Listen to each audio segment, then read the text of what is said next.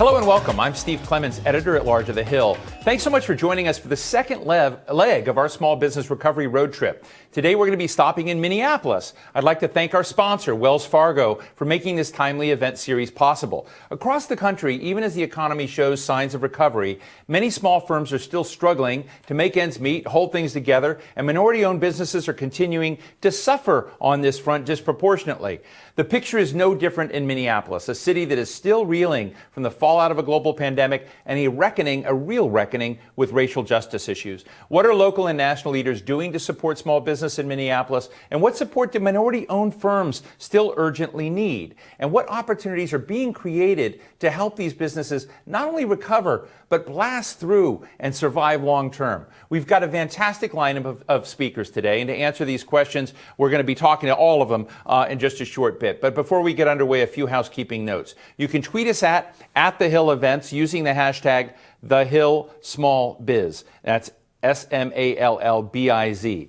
We are broadcasting live and we'll be taking your questions throughout the program. And if you experience any trouble with the live stream, they say just refresh the page and all will be well. I don't believe it, but I hope it works out for you. Joining me now is Congresswoman Angie Craig of Minnesota's 2nd Congressional District. She's a real friend of the Hill and so happy to be talking to her again. Representative Craig is a member of the Small Business Committee and its Subcommittee on Oversight, Investigations, and Regulations. Congresswoman Craig, it's great to talk to you. What I want to give our audience an understanding of is what the scene is, what's unique about this moment in Minneapolis, small business, and the kind of demand that we get the equation moved in a different direction when it comes to inclusion, real inclusion in that. How are you approaching this, and what should our audience know? Well, Steve, thank you so much for having me back to talk with you. And I think Minneapolis has its own leadership, but I think it's very much the same as what's happening in southeastern Minnesota in my congressional district, in the sense that the Paycheck Protection Program loan that we concluded on a bipartisan basis has really made a significant difference to small businesses and, of course, to minority-owned, women-owned, and veteran-owned businesses throughout my district and throughout the state of Minnesota.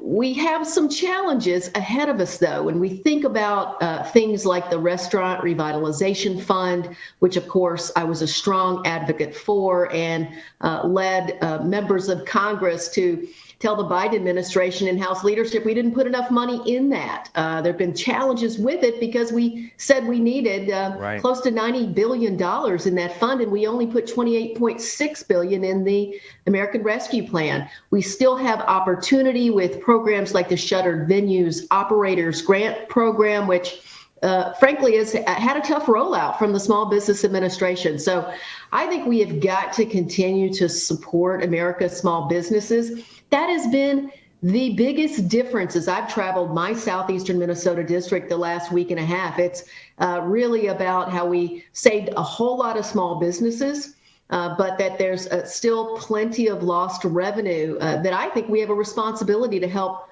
restaurants in particular recover. Well, you know, when you talk about your district in southeast Minnesota, and I want to just go back to something because I think we rushed by it, was there a problem that your legislation was trying to fix in terms of the PPP Fairness? Because I don't think a lot of people are aware of what some of the challenges were for small businesses and what you did to help rectify that. Can you go a notch further?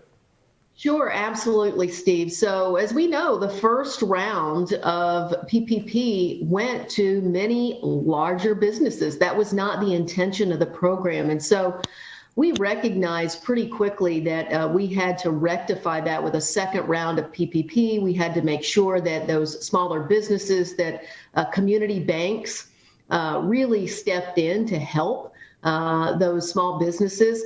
And at the end of the day, I think that a lot of those small businesses, minority-owned businesses, they've been in a position of not being first in line for a lot of these loans, just as a matter of not having the experience and the resources as a small business and as minority-owned businesses that some of the larger ones had. So I think there has been recognition that we need to make sure that equity is a part of this and that folks are getting access on an equal basis across these programs.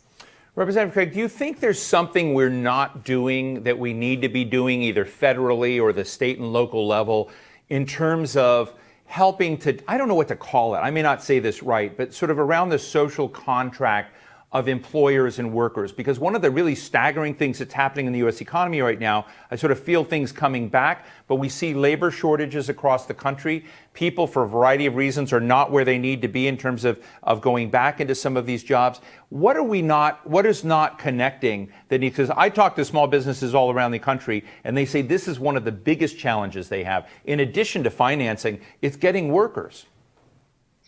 Yeah, Steve, I'm hearing the same thing. And I heard someone say to me the other day, and I think it's an interesting concept, that perhaps American workers are going through a bit of a midlife crisis, especially in certain sectors. I actually had a restaurant owner that I visited say this to me in similar terms, that a lot of people through the course of this pandemic have reevaluated their lives. Do they want to come back and work in the restaurant or retail sector of our economy, the service sector of our economy?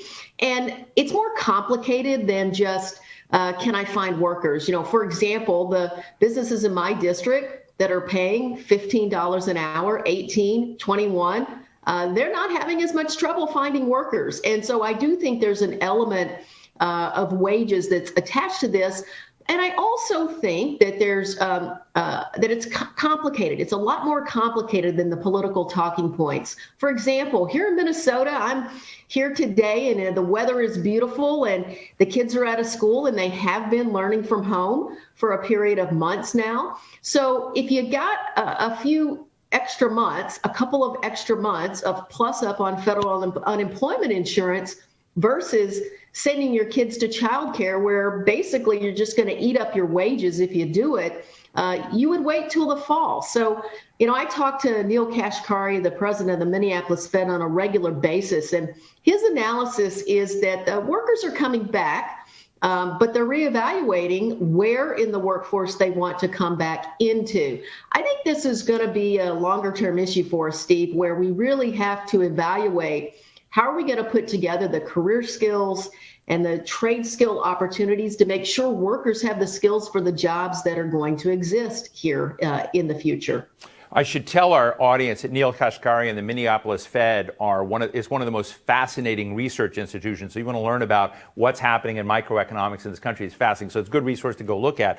But let me just, finally get another question, which I think is we're doing a little bit of a focus in addition, with a focus on businesses that are the minority-owned businesses, Black, Indigenous, Black and Brown-owned businesses. And I guess the question I have is that we saw in the pandemic disproportionate impact in Black and Brown communities, underserved communities, conservatives that had been on the fringes in the American economy for a long time, and efforts to try to change the game and wire that differently.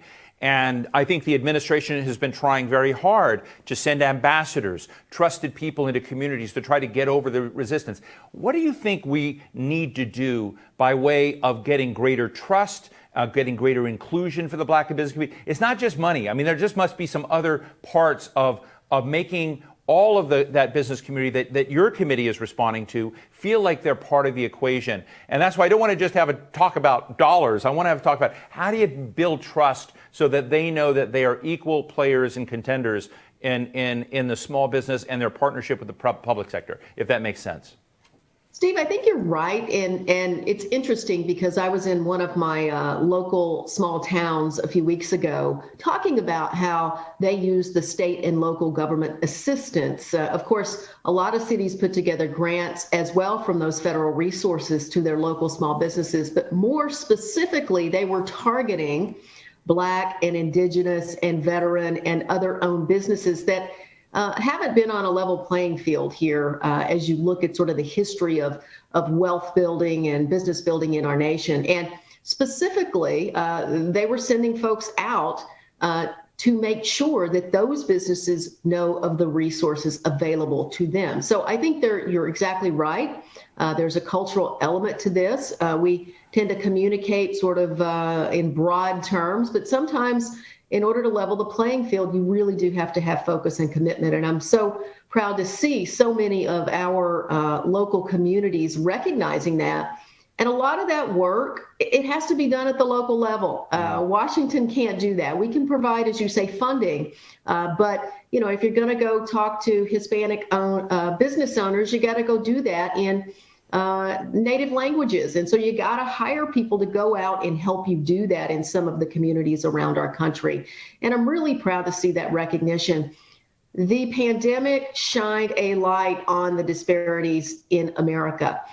We've known they've existed in many communities, but it really did show that gap that exists, and we've got to work hard to make sure that we close the gap. I've been particularly focused on the health system as we look at just sort of the disparities in healthcare in our country, and this is just one area that really needs some intense focus. Well, I know how seriously you take all these issues. I just want to remind our audience, this is Representative Angie Craig, representing Minnesota's 2nd District. She's a member of the House Committee on Small Business. But also, and I love this, is that you are really kind of waving a red flag on the diminishing funds available in the Restaurant Revitalization Fund and other elements of this very uneven playing field in small businesses out there. So, Representative Craig, thank you so much for talking with us today. Thank you. Have a great day.